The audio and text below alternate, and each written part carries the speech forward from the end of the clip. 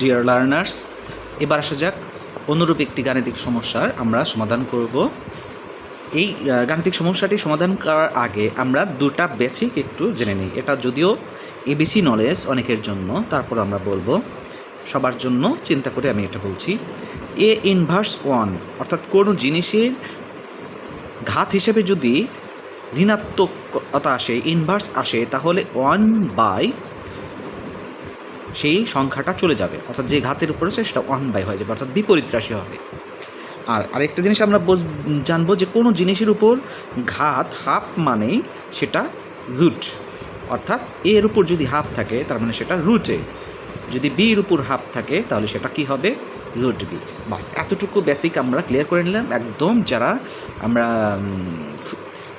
ঘাত সম্পর্কে একটু আমাদের ধারণা কম, সে তাদের জন্য বিষয়টা ক্লিয়ার করার জন্য। এইবার আসি, এর আগের গাণিতিক সমস্যাতেই আমরা বলেছি যে এই পাশে যেটা থাকবে সেটা আমার যদি ঘাত হয়, তাহলে এই ঘাতটা চলে যাবে কার উপর, এক্সের উপর।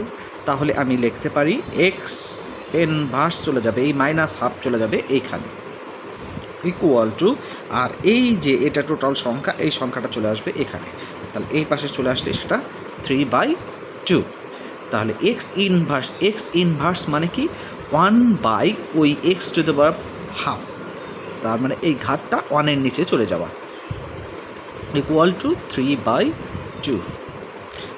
তাহলে 1/, এখানে x to the power half মানে কি, √x, 1/√x সমান আমরা কি লিখতে পারি, 3/2। এখন যদি আমরা ক্রস গুণন করি, অর্থাৎ 2-র সাথে এই 1-এর গুণন, √3-র সাথে আমার এক্সের গুণন, তাহলে বা আমরা এটা বলতে পারি 3√x ইকুয়াল টু 2, বা আমি যেহেতু এক্সের মান নির্ণয় করবো, তাহলে √x ইকুয়াল টু 2/3।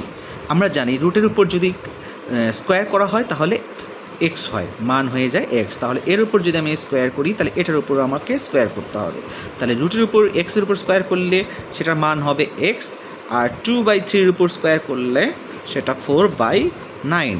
তাহলে অ্যান্সার হবে 4/9, এটাই আমার অ্যান্সার। অনুরূপ আর একটি গাণিতিক সমস্যা, যেটা আমাদের 38তম বিসিএসে গাণিতিক সমস্যাটি এসেছে। গাণিতিক সমস্যাটি এরকম, log x to the power 1/8 equal to -2 হলে x সমান কত।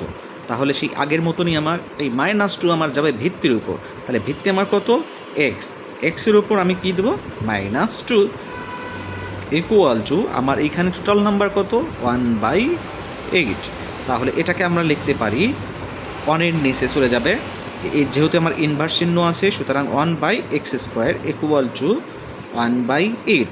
আবার ক্রস গুণন, তাহলে এক্সের সাথে x² সাথে 1 গুণন করলে আমার x², 8-এর সাথে 1 গুণন করলে 8।